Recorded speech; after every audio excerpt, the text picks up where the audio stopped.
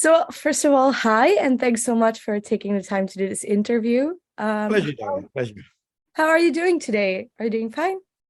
Good. I've just come back from walking the dog, so we've had a good little run around in the park and lots of fresh air. So yeah, we're doing fine, thank you. What kind of dog do you have? I've got an English setter, and his name's Domino. Yeah, he's Cool. gorgeous. Yeah. The new year just has started. So, what were sort of URIAH Heep's resolutions going into this new year? Influence into the new year, I think, will probably be our new album. Yeah, I guess that's the biggest one. We just, it's another year where we're introducing a new album to the fans, and so far so good in terms of the response from journalists alike, and the reviews have been good, 9 out of 10, 10 out of 10. So we're really happy with that. And then we just want it to I think it get released on the 27th, which is was it next Monday or something like that, and then the fans can get hold of it, and then we'll see what they say. Yeah. I'm sure they'll love it. Yeah, after 25 records, do you still get excited about, releasing a new record? 100%. Yeah. It's new music, it's new ground. And it's URIAH Heep moving forward as we always have done. Although we're very proud of our history and our heritage and all that stuff. I think this we've always been a band that's moved forward, with new music, and they gel very nicely together because it's the same template we've used since the 1970, with the Hammond organ, the harmonies, the distinctive vocal, the wah-wah guitar, and once you apply all those elements to a song, it becomes very heapy very quickly. Actually, in the press statement, you also said that you're a band that has like quite some heritage, and to carry on that tradition, it's important that you record it all together in the studio as a band. Do you feel like that also contributes to, the URIAH Heep magic in the songs? 100%. Yeah. I think it's the band, playing together. When you send files to each other, it becomes very clinical.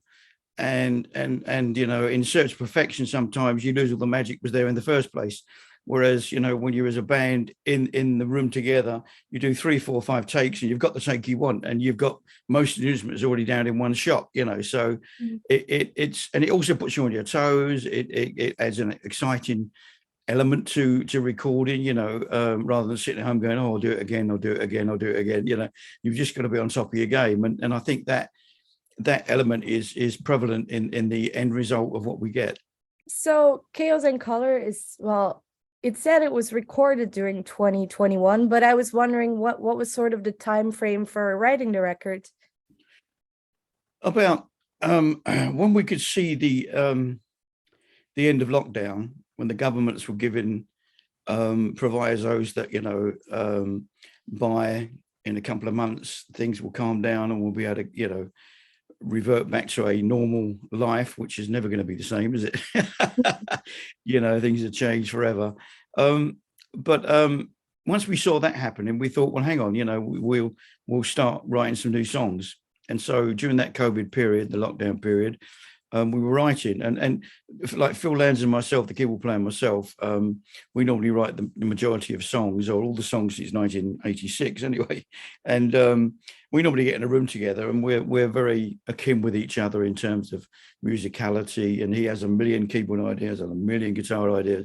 We move very quickly, and we bounce off each other.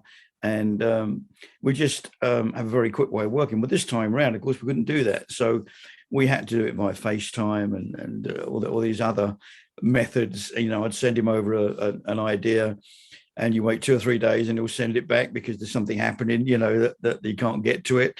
And so it was a very long process. But the end result was that we got the quality that we were looking for, and I think it stands head and shoulders above all, with all the rest of the albums. Was it sort of odd for you to do it that way because you've been doing it a certain way for this long, basically? It was very, very odd, yeah, because as I say, when you're in a room together, you bounce ideas off very quickly. But this way, it was a long process, But the one good thing that came out of COVID was that it allowed, or it gave time for Dave Rimmer to write a song with Jeff Scott Soter that he did on the previous album, and Russell to write with his guitar friend Simon Pinto, and so you know, it broadened our writing scope, if you like, which was a good thing, you know, because we've always said, you know, if you've got the songs, put them on the table, we'll just choose the best, you know, and that's the way we deal with it. So, you know, if there's anything good came out of COVID, it's that. Do you feel like, are there actually any new elements or things you did with this record that maybe we don't know about, like production wise, maybe, or something like that? No, I think we used the same producer that we used on Living the Dream, Jay Ruston, and he's a great producer because he was very aware of our heritage, but he also has a way of producing sounds that sound very today and right. That's all I can say. He gets great sounds out of each instrument, and then he just managed to mix them together where it just sounds wonderful, and you can hear everything that's going on at any one time, and that's an art form, to be fair. And also he had the ability to you know, we're five very strong personalities, you know, let's be fair. And him coming in, and he managed to coax out, you know, the best of each person on their own instrument, which was really good, you know, without being strong or anything. You just, you know, suggest ideas. Oh, I'll try that. You know, oh, great. You know, and it was a real great working relationship. In fact, we did the whole thing in 17 days. So it shows you how quickly it went. The opening track, Save Me Tonight, is, I think it's one of the most like URIAH HEEP tracks, you know. It's very fun. It's you mentioned in the release, it's also sort of radio friendly for you know, your kind of music. Is there anything you can tell us how you came up with it? Well, that was the Dave Rimmer, our bass player, and Jeff Scott Soto. They wrote that song. But the way we approached, when Dave presented it to us, it had a lot more other musical pieces in it, which were very, dare I say, metally, rather than classic rock. So we said to him, look, let's get to the core of the song, and we'll make it hippie, you know, which we did. And basically what we did was, you know, applied all the elements that URIAH were known for, as I said before, with the Hammond organ, the guitar solos, the harmonies, distinctive vocal, and the power. And we got that all into 3 minutes, which is quite an achievement, really, because, you know, a lot of the songs on the album are 8 minutes long, but this was like cramming everything into 3 minutes. You know, like Easy Living was the same thing. It was like we could say a lot more things, but we actually crammed it all into 3 minutes. It was very successful. So that's basically it, really. You know, it's a condensed form of what URIAH HEEP is. Yeah, And it works very well.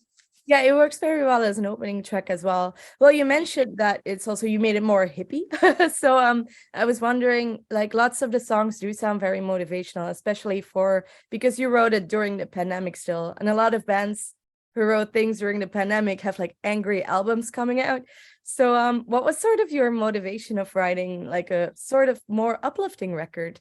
I think that the most obvious answer there is that we wanted it to be uplifting. We wanted it to be positive. And I think we achieved that, you know, certainly lyrically. And we wanted the album to have a lot of power and a lot of energy.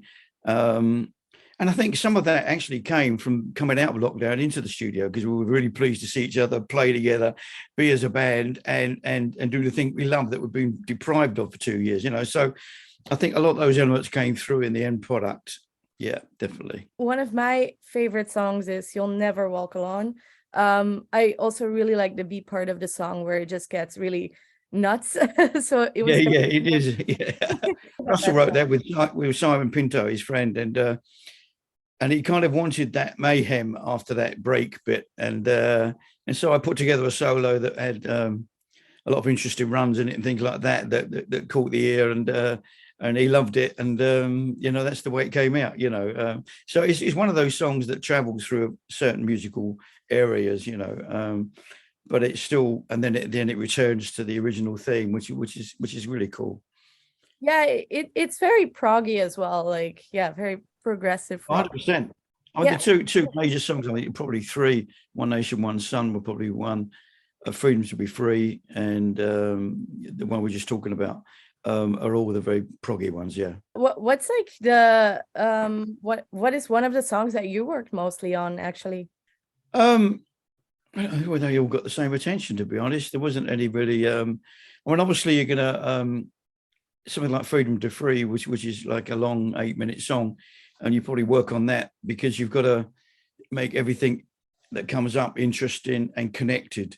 And I think that's the art of writing those sort of songs. Yeah. That, you know, you can move into another musical area, but it has to still be connected, whether that be lyrically or musically or both, which is the best way of doing it. And so that's kind of probably one of them. I mean, One Nation, One Sun, for instance, was I wrote on all the music stuff on acoustic guitar. And I gave it to Phil, and Phil sent me back a lovely vocal melody, and then we worked together on the lyrics, and that formulated very well. But it was kind of more folky on the acoustic guitar. But when we got into the studio, because we were treating the verse quite oscillated, with the acoustic guitar on the vocal, it kind of had more of a folky feel to it, whereas the piano and vocal had a really insular, warm feeling to it, which we were trying to project, to be honest.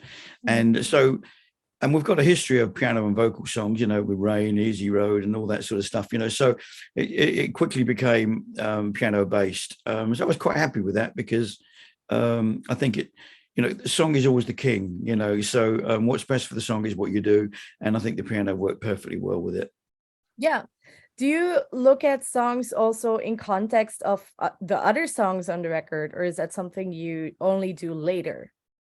Well, sometimes, you know, when you're putting things together, you say, okay, well, we've covered that ground, you know, let's try something else, you know, and so you're aware of it, but you don't.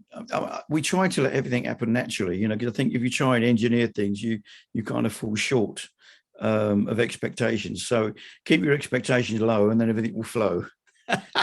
Yeah, lyrics as well. Look at that. You can't beat that, can you? Wow. Yeah, not like wise words. Yes. So one of the things that was also sort of surprising to me is the album's cover art. It felt like a different style maybe for URIAH HEEP. So is there anything you can say about that? Yeah, we wanted something different. I mean, I called the album Chaos and Color. It was my idea to come up with it because I think the idea of it was that it was written in chaotic times, which is the, you know, lockdown and COVID, etc., etc. And I believe that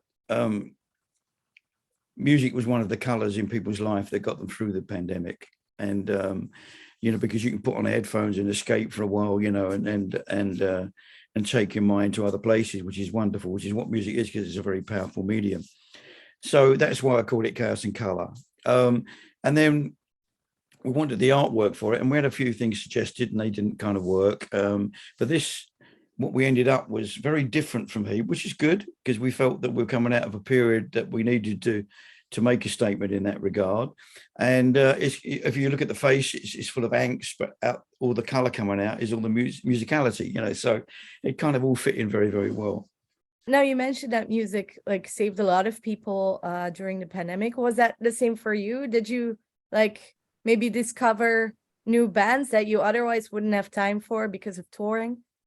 Not particularly, no. I think I'm one of those people that, you know, when a hole appears, I fill it up with something else, you know. And we couldn't go out on the road. We couldn't do all the things that Heep normally do. So I used to do lockdown diaries and Mix Monday and ask Mick by the fans and send videos to them through, you know. And I've got a cancer charity that I'm very proud of, that I do these cameos for them, and the money goes straight to the charity, you know. So I just got involved in all those things, along with, you know, every day I write something. So, you know, I'll probably write something tonight, just sitting here doodling, you know.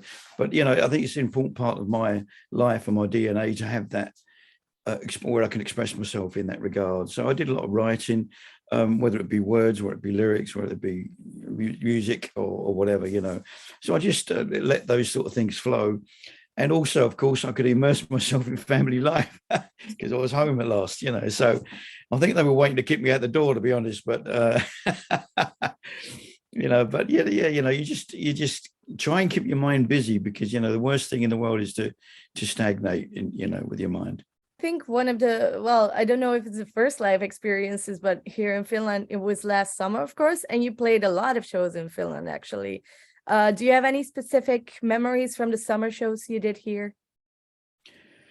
Yeah, hundreds of them. Yeah, the ones that we did were fantastic, and there was a complete joy on people's faces that we could do it all again, So, and and as musicians, the songs took on an extra meaning sometimes, which was really lovely, and yeah, it was just one of those, the shackles were off and we could get on doing what we love doing, and that was an all important factor. But the festivals were wonderful, because you were outside, so there wasn't so many restrictions with masks and things like that, so everyone can have a great time. We saw their faces, light up every time we played a song, and it was just marvelous. Yeah. Now, what does 2023 hold for Uriah Heep other than releasing a record? I presume that you're going to tour as well. Is there anything confirmed so far? Uh, I'm just going to ask my manager and agent that. Excuse me. Yeah, of course, there's going to be a tour for Chaos in Colour. There's festivals. I think they just put in Wacken in Germany, which is a big one. So yeah, there'll be many of those things coming up. In April, Bernie and I are doing a thing that we've done before called Rock Meets Classic with a 40-piece orchestra. And we do it with other artists, and we come on and do three or four songs, and so that's something that'll keep us busy. But I think they're formulating things because we've just come off the back of our 50th anniversary, so that finished just before Christmas, and we did something like, I think it's 36 shows in 17 countries, I think, and then now we've got this break, and then of course we've got the release of the album. And then they'll start formulating things as we go, and it will just get busier and busier and busier and busier. Yeah. Yeah, but I guess that's the way you like it. Well, there's no peace for the wicked, and I mean we must have been really wicked at some point. Yeah, I guess so. Well, thank you so much for your time. Do you have any last thoughts you want to share with your fans? Well, yeah, without the fans, we're just a noise in the rehearsal room. So we love the fans, and we enjoy, and we enacting with them, it's a very special thing, because way back in the early days, back in the 70s, you did it via a fan club, and you got a fan letter every 6 months. And sometimes it wasn't even written by the band, it was written by the secretary. So this way, there's no hiding. And we, on Facebook and Instagram and all those things, and Twitter, you're just constantly in touch with fans, and it's a really good thing. You get their feelings, you get a feed for everything. And that's why we're really excited about the album being released, in a few days, because, the fans will just swamp the whole media, with their opinions, and it's a great feeling. So yeah, the fans are very special to us. Always have been, always will be, forevermore.